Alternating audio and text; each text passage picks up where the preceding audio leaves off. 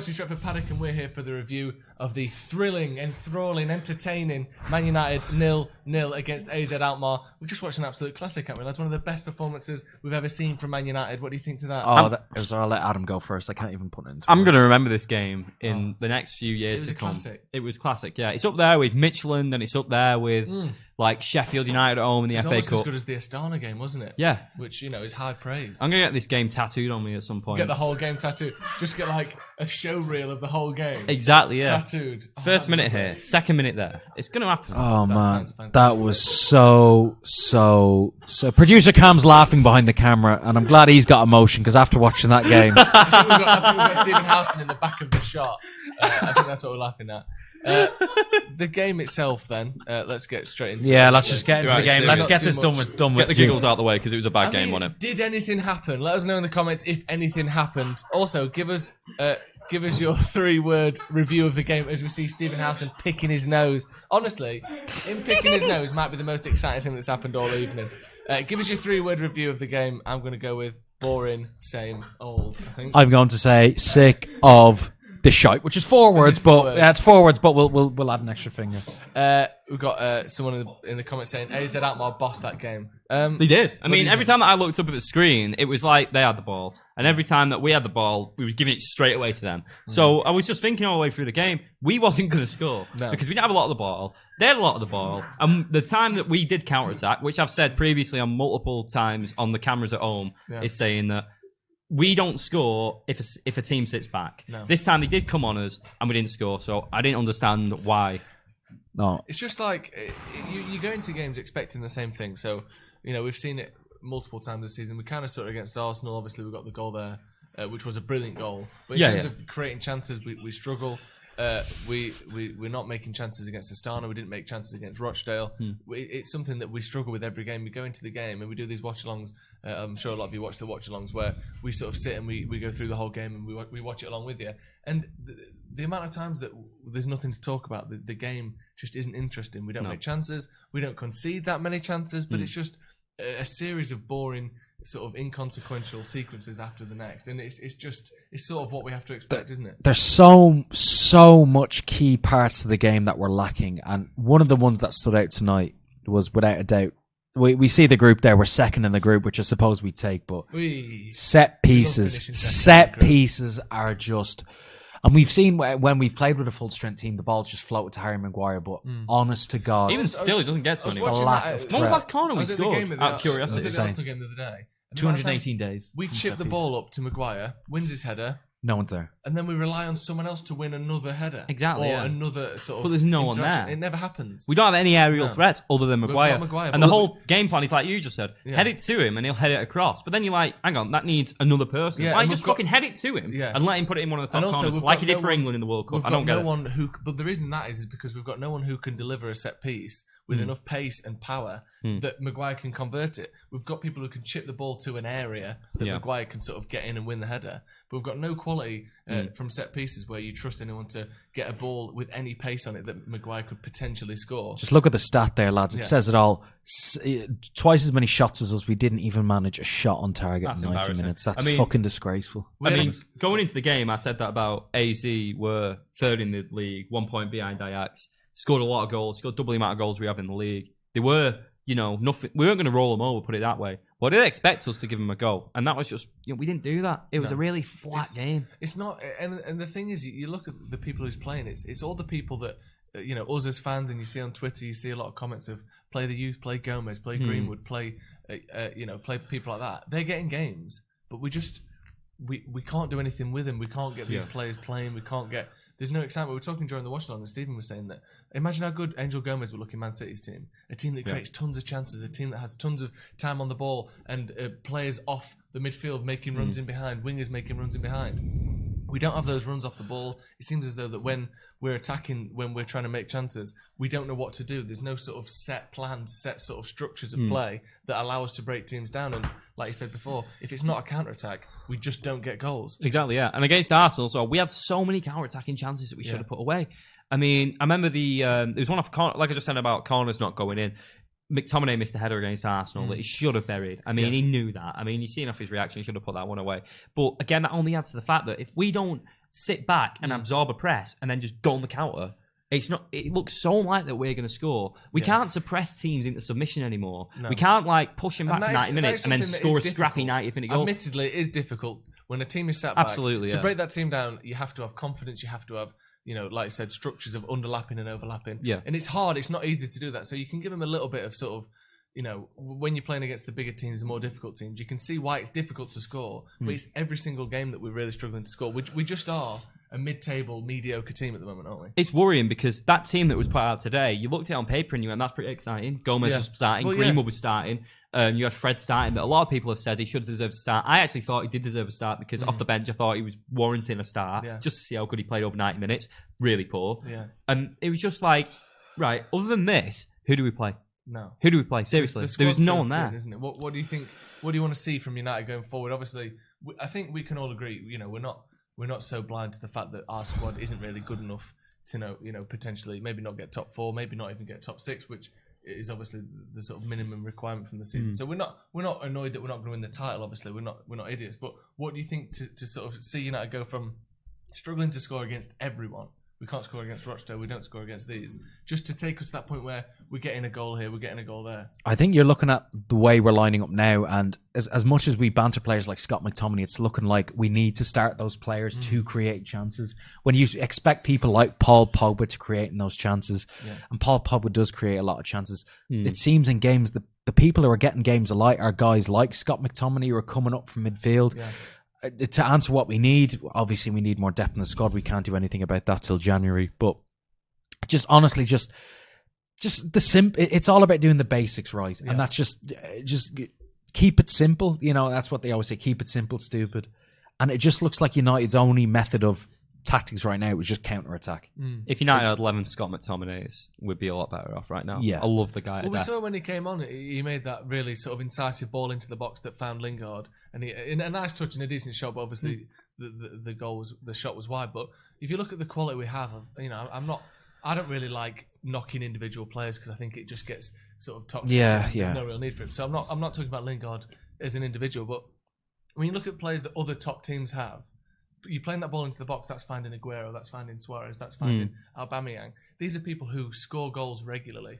United don't have anyone on the side that's scored 20 goals in the season. Yeah, we don't have a registered striker. Even Lukaku, if that ball's been played into Lukaku, the chances of him scoring that are much higher than Lingard scoring that. Yeah, absolutely. It's just a strange position we find ourselves in where we have no one who is any good at and there is this debate. I mean, I can't speak for you lads, but I love Marcus Rashford. I think he really is. We do have to stick with him, but there is that case, and I know people are saying his goals when he's 21 and he has put up exceptional numbers, and I think it was Roy Keane. I know Roy Keane. Everyone, Roy Keane loves to hate on everyone, but there is that question, and Josie said as well. He has been playing in the Premier League now for 4 years, 4 or 5 seasons. Yeah. And if you want to become the main focal point of that United attack, you need to be bagging 15 to 20 goals a season. Yeah. And I understand that's why I think maybe they put him on penalties to maybe help his numbers, inflate his numbers. But if you're not putting 15 to 20 a season, then you are not the right man to be. Yeah. I'm not saying not playing the team, but to be that central focal point in that attack. Be getting 25, 30 goals. Maybe if Anthony Martial was fit, because it looked like he was kind of taking up that central role, especially against Chelsea. Then maybe we could say base it around Martial. Yeah. A Manchester United striker should be scoring 20 minimum this season, without a shadow of a doubt. Any striker needs to be getting 20 goals. Yeah, and I know, like we said, we're not a top team at the moment, but anyone with sort of Jamie Vardy gets sort of 20 goals a season. Like, exactly. Yeah. There's plenty of strikers in the world that can get you 20 goals a season. The thing is with Rashford, it's hard to get caught up on because it's such a catch-22. Like you just said then about, he's played 5 seasons now in the Premier League. Still, what is he, 21? 21, yeah. Gnabry the other day against Tottenham, 24 years old. 21 years old, he was written off at West Brom. Yeah. He said that he was shit, exactly. He wasn't going to get anywhere. And then all of a sudden, he just scored 4 goals against Tottenham. And he was relatively poor for Arsenal, let's not forget that as well. He was very poor, not relatively poor. He was very, very bad for Arsenal. People develop at different ages. And also, it's that thing, like we said, talking about Gomez playing for City. He's playing in a Bayern Munich team that gets 90 points a year. He's playing in a team that scores 80 to 100 goals a season. You're going to look good in that team. You're going to be allowed the best possible chance of progressing as a player in a team like that, which you just aren't at United. All these under-23 players playing, they aren't being given the best chance to progress the way they can because the team they're in isn't good enough. Look at Sterling in Pep's first season. Yeah. How much shit did he get from the media, from fans, from football fans? Exactly, yeah. He got a lot. Now he's world class. Exactly. World class. Exactly. But the thing was that for every chance that he maybe have missed, he had Aguero to back him up. Mm-hmm. He had all these other players to back him up. De Bruyne, Silva. He had a world-class outfit around him. Yeah. That he was able to fuck up chances because he knew that other players were going to get the goals for him. Now look at him. World-class player. He probably gets in every team in the Premier League. Maybe even your Barca. Almost every team in the world would have. Yeah, exactly. Definitely 100%. Even though I still think he's not the best finisher in the world, and he still goes down a bit easily and all those sorts of things. Doesn't matter when you're creating X amount of chances. And he scores 30 goals a season. For me, for a young team, it needs to be... that. For me, for a young team to come through, it needs a mixture of experience and youth. You look at the night, like class 92 is a freak. Like we'll never probably see the likes of that again, where so many players come through at the same time. But look at the team they had around them. They had Cantona, who was leading them. Now, if you had a leader like Cantona in this side, we would be fucking a lot better off right now. But the fact of the matter is, we don't. Our leaders at the moment are Paul Pogba and probably even Rashford, who's 21 years old. He shouldn't be a leader. There should be a leader there who's 26, 28, won the lot, who's gone, right, here's the standards of the club. Here's how you should play. You know, you play under me, I'll protect you. I remember I always hear that story of Brian Robson when Giggs used to get bullied in the game. Robson went over to the wing. 5 minutes later, he come back and he went, I've sorted him out now. He won't get you. Because if he gets you, I'll get him. And then he come back. There's no one in that side protecting them. No. If someone was kicking Rashford's got to go over there and protect himself. Do you know what I mean? There's no one there to back him up. Yeah, well, it's a team that's sort of increasingly full of players that have only ever seen a mediocre United. Yeah, We're almost out of. I think De Gea is pretty. I mean, Ashley Young to a certain extent as well, but De Gea is one of the only players that has seen a successful United and played with a successful United and played in any successful team. If you look at the squad, Matic has won a league. De Gea, Pogba's Young, won a World Cup. Pogba's won a World Cup. Martial, no, didn't. Martial never won. You know, the squad itself doesn't have many trophy winners in it. Yeah, it doesn't have people. You know, even if you're getting people from other big teams, they have that sort of air that they're used to winning. They have an experience with it that this whole squad just doesn't have at the moment. They need someone just to step in that squad and just like what Zlatan did, just take it by fucking scruff of the neck. And just step in and just be a leader to those young lads because they do. There's no leader in that United dressing room right now. There isn't one. There's no one to take these young lads in and just guide them into this first team. Because what we don't being 17, something like Mason Greenwood leading that attack for United is just beyond a daunting task to do. And having someone like a leader, like a Zlatan, to bring them in is what we need. Someone like that. This time 10 years ago, you thinking that 09-10 side. How many leaders do we have on that side? Rio, 7, Vidic, 4, Evra, Scholes, Carrick, Rooney, Berbatov. Fucking everyone could have been a captain on that side. Van der Sar, exactly. You look at the team that we've got now. Who is your captain? It's like a fucking dartboard. It's like honestly, this week it's going to be Pogba, and then it'll be Matic. It's like, where's the fucking thinking behind who is going to lead this team out on the pitch and calm them down? The player for me that shows the most leadership qualities, the most calmness under pressure, the most sort of, experience like we talk about is it's not just how many games you played, it's how you act, how you play, how you conduct yourself. Maguire to me seems the most likely, the biggest leader, the sort of the biggest presence on the pitch. And he's been there for 2 months. I don't think he can give him the captaincy after 2 months. I'm not saying give him the captaincy. But he's definitely that front runner. Ollie's said as well, hasn't he, that he's showing these qualities in the dressing room and it's making him think, maybe I should make him captain. Yeah. Why shouldn't he? No. You don't need the trial to be captain. You just come in and if you're a leader in that dressing room that people look up to and they get motivated from, you go, right, you're going to lead the team out because you look like the time. I don't think you need an armband in a game to stamp your authority on it and make other players believe that they're feeling 10 foot tall. Yeah. I don't believe it. It's just a mark of who's gonna fucking give the little pallet over at the start of the game. And that's it. Yeah. Who's going to talk with the referee? I think that Maguire is probably the best leader in that dressing room. Yeah, me too. So looking forward, then we've obviously got the Newcastle game on Sunday. We'll be covering all of that, of course, from Stretford Paddock. But what do you want to see? Again, it's that same pattern. Obviously, we're not going to see huge changes, huge differences. What do you think we could do to sort of win what would be our first away game since that PSG game? Don't just play the tactics of just play counter-attacking football.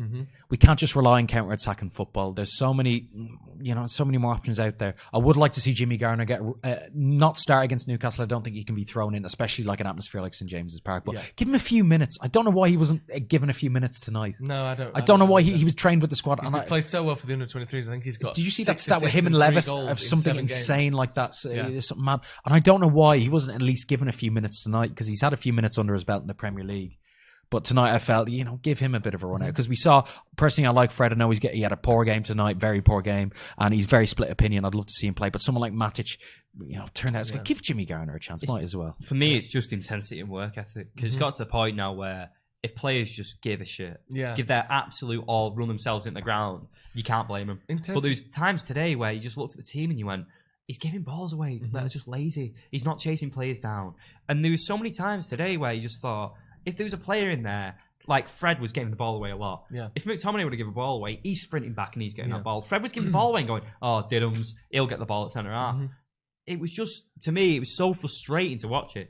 But I hope to God that the players on the bench were looking at it and going, we need to boot up the arse for St James's Park. Well, intensity is such a weird thing because it's like a sort of unquantifiable word, isn't it? Intensity. What does that mean? Is that number of sprints? Like you look at, do you see that video it went all over Reddit and social media of Atletico Madrid players tracking back, like sprinting 100 meters. That's when you can quantify intensity. But other than that, it's sort of intensity has a feel to it that United just don't have at the moment. It's like, I think it comes with confidence as much as anything. I remember, intensity to me, I always remember the game when we played Wigan at home. It's always, again, thrown around on Reddit, where there was about 7 or 8 crunching tackles in about 30 seconds. Yeah. That, to me, was when they've got the ball, you want to win that back as quick as you can because you won't control the game. In terms of intensity, watching the Arsenal game the other night... And Arsenal 1-0 up, Right now, just got the stream on as well. Watching that Arsenal game, one of the two players for me that had intensity, and I don't necessarily think he's one of United's best players, but Andreas Pereira had intensity and Dan James had intensity, and we saw both of them giving that for United's goal. Dan James is one of the few players constantly sprinting forward. When our fullbacks get the ball, their only pass is back to the centre back. Almost all the time. The midfield doesn't show for the ball. There's no runs in behind. It's like United are scared to do anything. And Dan James is one of the few people who was making runs consistently in behind players. And I think it's that sort of intensity that obviously he was bought for and that we need to see against Newcastle for us to have a chance of winning that game. It always comes back to that saying to me, hard work beats talent when talent doesn't work hard. And now I'm not saying that those two players aren't talented because obviously they are to get to United. But the fact of the matter is that Dan James, every time that he gets substituted off a game, he's walking off and he looks exhausted. And also the problem is, and this is not necessarily the nicest thing to admit, but it's very difficult to stand out and to win leagues and to win trophies in a division where Pep Guardiola and Jurgen Klopp are in, because they are two really good managers. So it's always going to be difficult. But there's no reason that tonight United can't be sprinting after every ball, making runs in behind. We don't make runs in behind. Yeah, it's just such a static system that we seem to play. Pep and Klopp don't come into the equation when it comes into your European competitions because it gets to the point where you go, right, these guys are in the Dutch league. It is just the Dutch league. But bear in mind, Ajax were Champions League semi-finalists last season. Exactly. The quality of the league's gotten obviously a lot higher. They're 1 point behind Ajax at the moment. Why aren't we running these around the park? Why aren't we giving them an even game? Why aren't we just scoring goals? Yeah. Did we have a shot on target today? No, exactly. Why is that not happening? I don't know. That's just the bare minimum, isn't it? Get a shot and fucking test the keeper. Even if you're a midfielder and you've gone, there's no options in front of me, there's no making a movement, I'll just hit it. I'll try and get it top corner. If it gets saved, it'll go out for a corner. Why not just do that? I don't understand it at all. And on that very positive note, no shots on target for United tonight. Obviously, let us know what you think in the comments, and we'll be covering all of the build-up and the game for Newcastle next week, as well as a lot of other videos coming out very soon. Thank you very much for joining me, lads. Always a pleasure. Thank you very much for joining us at home. 2-0 to Arsenal.